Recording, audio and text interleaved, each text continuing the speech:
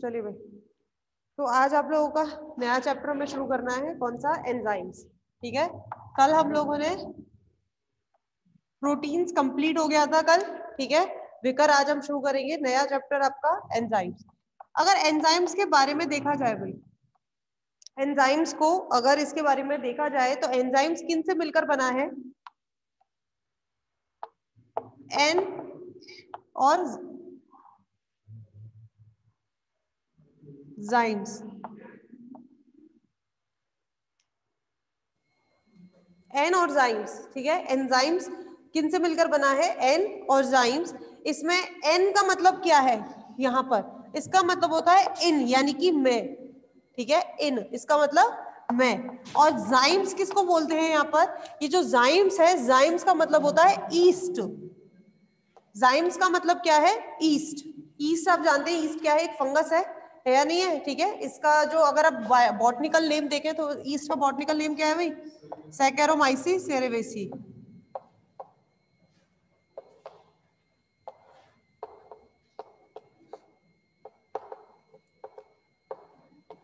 ठीक है, तो ये कहा जाता है कि ईस्ट में मिलने वाला ये पहला, मतलब ईस्ट में इसको देखा गया था और ईस्ट इसको प्रोड्यूस करते हैं। इसका सबसे पहले ये जो देखा गया था ईस्ट में देखा गया था और इसी आधार पर इसका नाम क्या रखा गया था? एंजाइम्स। ठीक है भाई,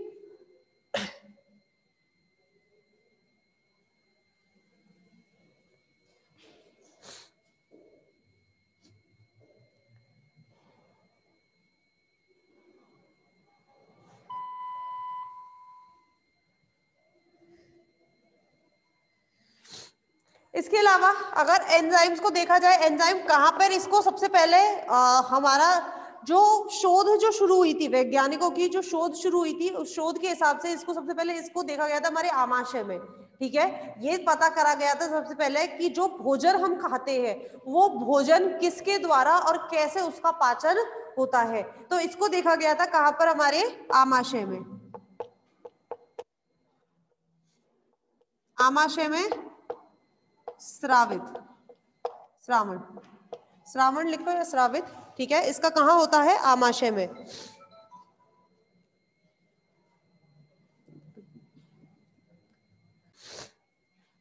ठीक है, तो सबसे पहले कहां पे इसका अध्ययन किया गया था? आमाशय। और आमाशय के बाद जो दूसरी जगह इसका देखा गया था वो देखा गया था कहां पे? लार में। ठीक है, सबसे पहले इसका कहां देखा गया था? इसका जो शोध किया गया था कहां किया गया था? आमाशय में। और आमाशय के बाद इसका जो शोध हुआ था वो कहां हुआ था? इसका लार में। ठीक, इसके बाद ये तो बात हुई किसकी? एनिमल्स की, यानी कि जीवों की बात हुई। प्लांट्स में, पादपों में,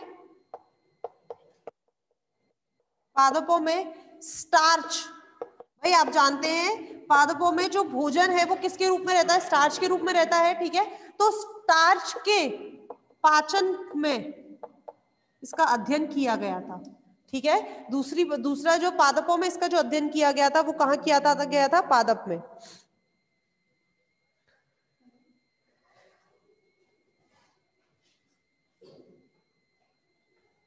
ठीक है, तो ये तो बात हो गई, लेकिन हम जो बात कर रहे हैं इसका जो नाम दिया गया था एंजाइम्स, इसको लेकर मैं आपको बता देती हूँ जो किया गया था। सबसे पहले इसमें साइंटिस्ट थे हमारे लुईस पास्चर। ठीक है, लुईस पास्चर ने इसको कैसे किया था आप सब जानते हैं। जो वाइन बनती है, जो दारू बनती है, वो किससे बनती है? अब ग्रेप्स और इन सब चीजों से, इन्हीं चीजों से बनती है। ग्रेप्स से, काजू से भी बनती है। ठीक है ना, तो बेसिकली क्या है कि उनको सड़ाकर ही बनती है, कि जो ग्रेप्स है, जो अंगूर है, उनको सड़ाया जाता है। तो उसका जो आपको पता है, आपने फर्स्ट ईयर में मेरे ख्याल से पढ़ा होगा कि दो प्रोसेस होते हैं। एक तो होता है फर्मेंटेशन, पढ़ा है भाई? किण्वन कहते हैं इसे, किण्वन हिंदी में समझ आता है, किण्वन। ठीक है, फर्मेंटेशन होता है। फर्मेंटेशन कौन करता है? ईस्ट। ठीक है, फर्मेंटेशन कौन करता है? ईस्ट करता है। कैसे? ईस्ट जो होता है वो एंजाइम यानी कि विकर सिक्रीट करता है, जिसकी वजह से जो पदार्थ होता है, यानी कि जो भी सब्सटेंस है, जो भी पदार्थ है जिससे हमें दारू बनानी है, अल्कोहल बनाना है, उस पर वो क्या करता है? क्रिया करता है। तो जो ईस्ट है इसको क्या बोला जाता है? फर्मेंट बोला जाता है, फर्मेंटर्स, यानी कि किण्वन करने वाले मतलब किण्वनकारी हम इनको बोलते हैं, ठीक है ना, फर्मेंटर्स इनको बोला जाता है। तो आप इसमें आगे लिखे लुईस पास्चर द्वारा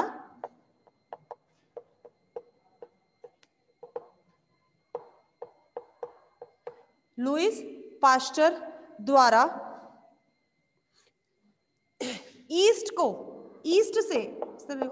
ईस्ट से शर्करा को एल्कोहल में, लुईस पास्चर द्वारा ईस्ट से शर्करा को एल्कोहल में परिवर्तित करने की क्रिया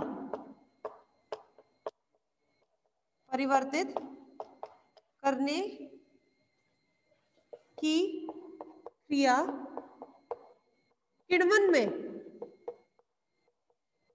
में विकरों का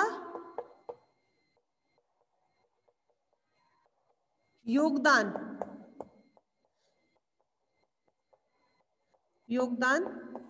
देखा गया।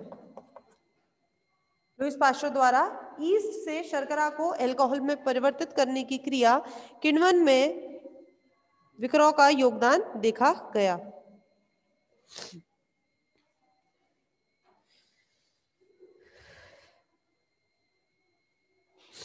ठीक है, अच्छा ये तो बात हो गई कि ये देखा गया कि भाई ईस्ट जो है वो ये क्रिया करते हैं, इनको हम किण्वनकारी कह रहे हैं, लेकिन क्या ईस्ट में से इन विकरों को अलग किया जा सकता है? तो नहीं।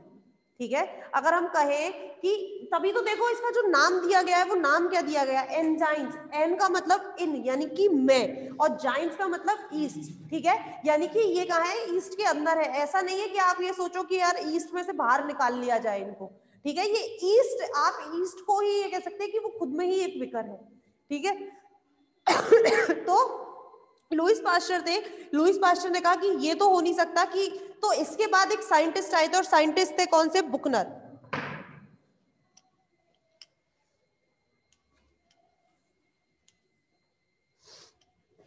लुईस पास्चर के बाद साइंटिस्ट आए बुकनर।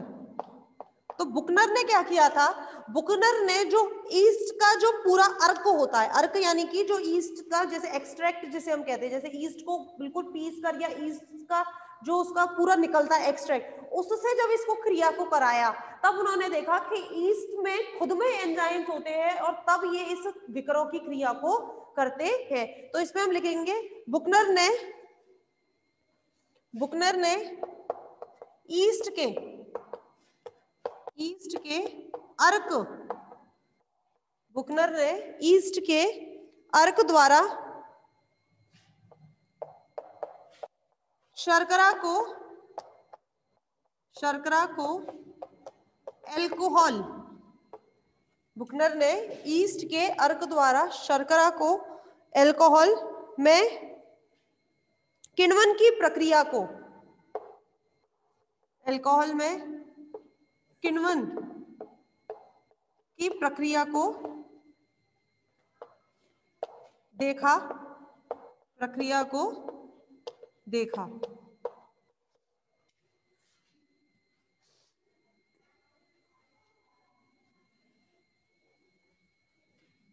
ठीक है, प्रक्रिया को देखा और यह सिद्ध किया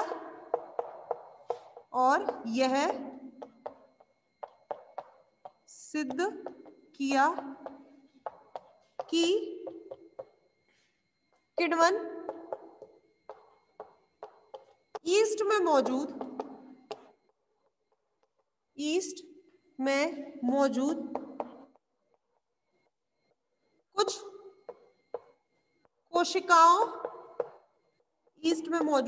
कुछ कोशिकाओं या अणुओं द्वारा होता है, और यह सिद्ध किया कि किण्वन ईस्ट में मौजूद कुछ कोशिकाओं या अणुओं द्वारा होता है।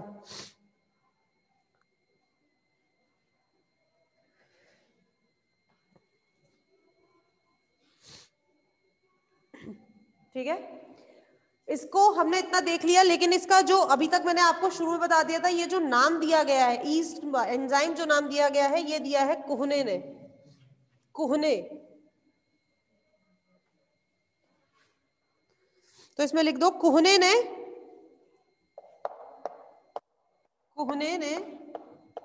इन अणुओं को विकर नाम दिया।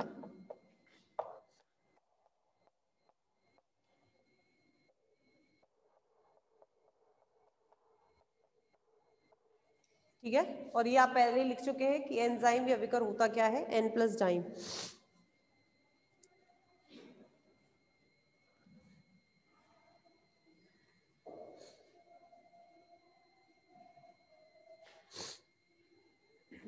ठीक है भाई, तो एंजाइम या विकर की परिभाषा हम कैसे लिख सकते हैं?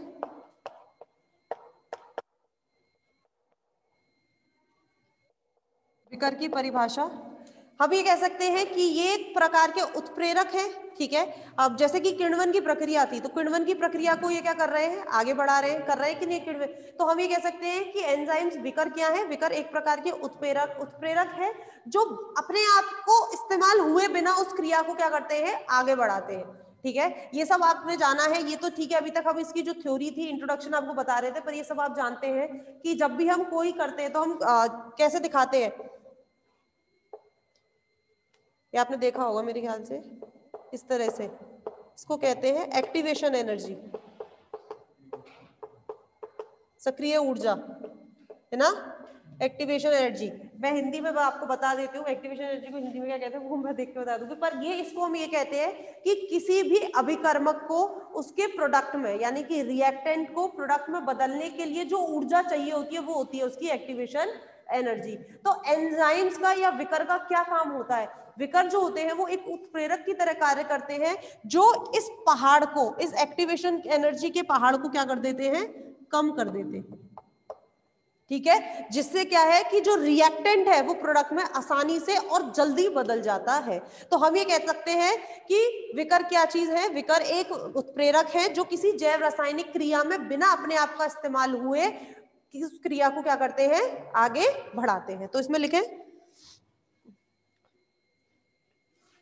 विकर एक उत्प्रेरक है जो कि जैव रासायनिक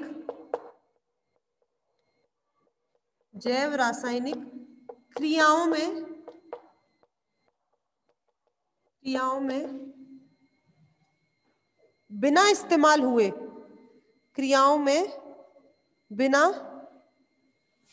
हुए, या बिना प्रयुक्त, इस्तेमाल तो नहीं लिखो, बिना प्रयुक्त हुए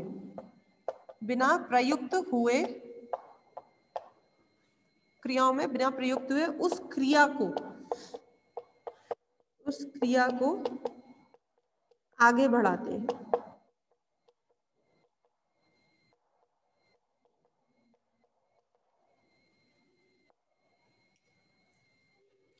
उस क्रिया को आगे बढ़ाते हैं।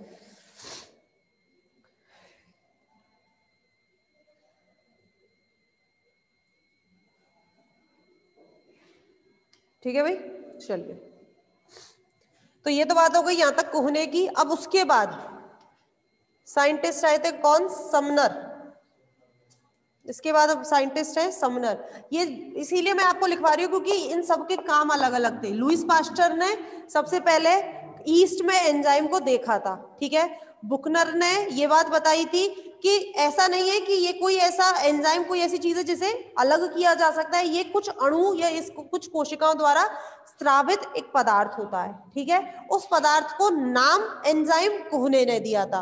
अब बात करते हैं समनर। तो समनर वो साइंटिस्ट हैं जिन्होंने ये प्रतिपादित किया था कि एंजाइम जो होते हैं वो प्रोटीन के बने होते हैं।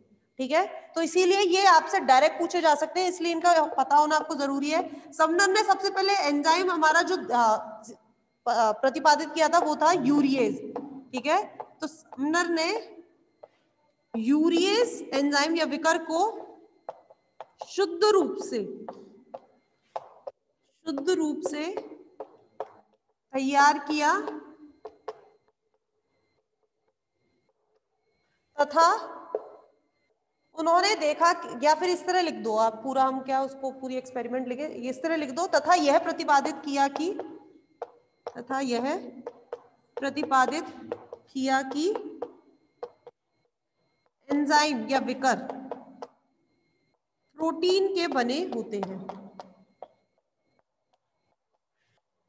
प्रोटीन के बने होते हैं,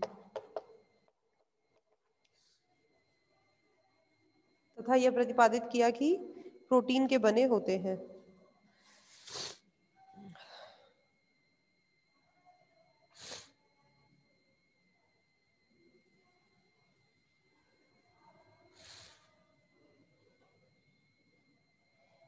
ठीक है, इसके बाद एक साइंटिस्ट है हाल्डेन। इसके बाद एक साइंटिस्ट है हाल्डेन। इनको हम क्यों बात कर रहे हैं? क्योंकि इन्होंने किताब लिखी है, उस किताब का नाम ही क्या है? एंजाइम्स। तो इस तरह हाल्डेन ने, आप इस तरह लिखो, हाल्डेन ने अपनी पुस्तक, हाल्डेन ने अपनी पुस्तक एंजाइम्स में, अपनी पुस्तक एंजाइम्स में सबस्ट्रेट को क्रियाधर कहते हैं। हाँ, हाल्डेन ने अपनी पुस्तक एंजाइम्स में विकर तथा क्रियाधर सबस्ट्रेट, विकर तथा क्रियाधर के मध्य वीक बॉन्ड के मध्य क्षीणबंध के बारे में बताया। हाल्डेन ने अपनी पुस्तक एंजाइम से विकर तथा क्रियाधर के मध्य क्षीणबंध के बारे में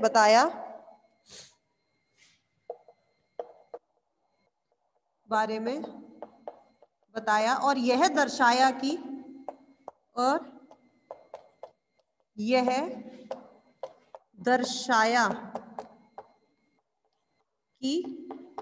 इसी बंध द्वारा या इसी क्रिया द्वारा, इस तरह लिखो, इसी क्रिया द्वारा यह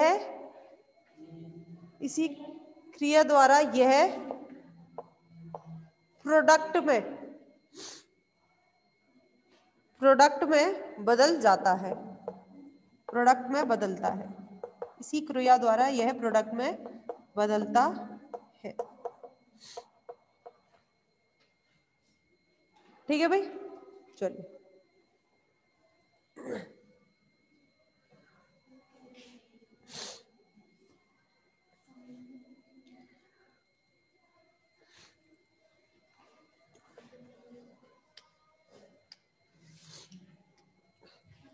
अच्छा, एंजाइम्स या विकर कितने प्रकार के होते हैं? अगर वैसे पूछा जाए हमारे शारीरिक शरीर के हिसाब से, तो विकर 2 प्रकार के होते हैं। कौन कौन से? एक तो उसे अंतरकोशिकीय और एक होते हैं अंतराकोशिकीय। ठीक है, एक जिन्हें हम कहते हैं बाह्य विकर और एक उन्हें आंतरिक विकर कहते हैं ना, एंडो एंजाइम और एक्सो एंजाइम। एंडो एंजाइम और एक्सो एंजाइम, इन्हें कहते हैं हम आंतरिक विकर और इन्हें कहते हैं हम बाह्य विकर।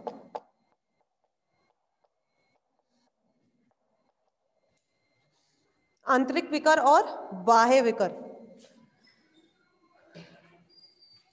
आंतरिक विकर और बाह्य विकर, इससे क्या मतलब है?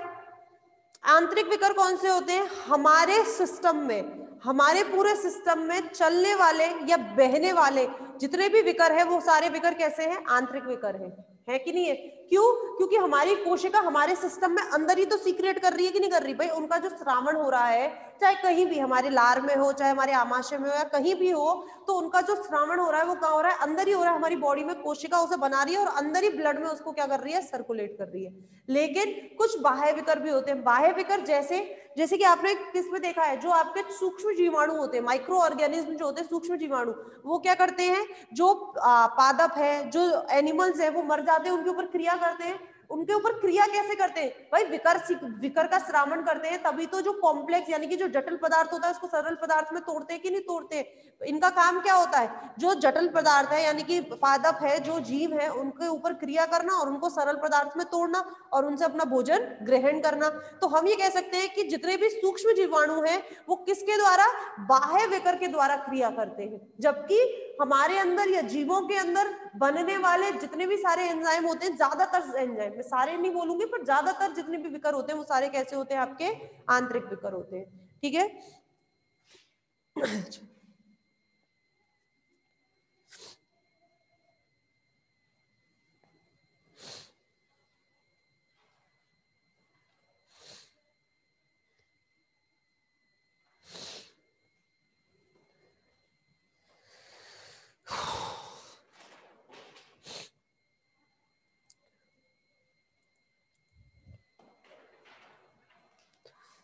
इसमें चाहो तो इस तरह लिख सकते हो, यह विकर कोशिकाओं में बनते हैं, यह विकर कोशिकाओं में बनते हैं तथा वही क्रियाशील होते हैं, तथा वही क्रियाशील होते हैं। कोशिकाओं से बाहर आते ही, कोशिकाओं से बाहर आते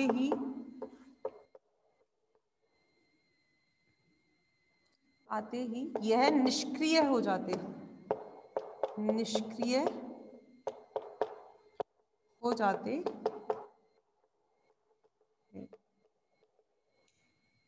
जो होते हैं वो आंतरिक विकर या आंतरकोशिकीय विकर भी इनको कहा जाता है, अंतरकोशिकीय विकर। ठीक है।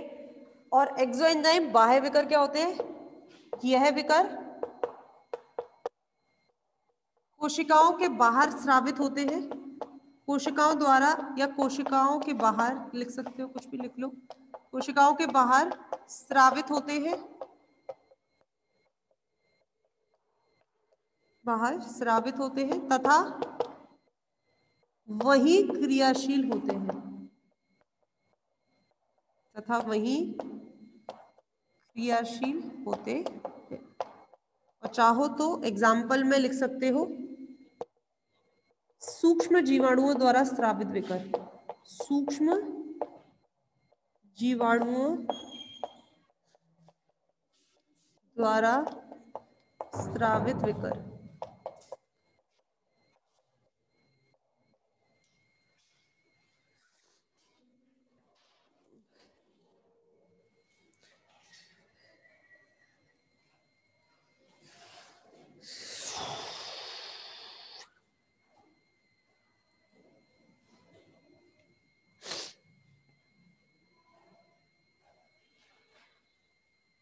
ठीक है भाई।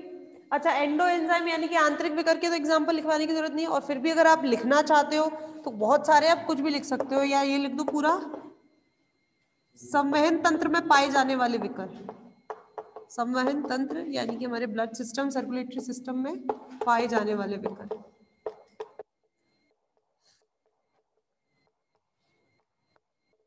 जितने भी होते हैं आपके कोशिकांग में विकर पाए जाते हैं, नहीं पाए जाते, आमाशय में विकर पाए जाते हैं, तो सभी जितने भी विकर हैं सारे कैसे आपके आंतरिक कोशिकीय विकर। अच्छा चलो, एक और चीज यहाँ पे मैं पूछूंगी आपसे, one gene one enzyme theory नाम सुना है?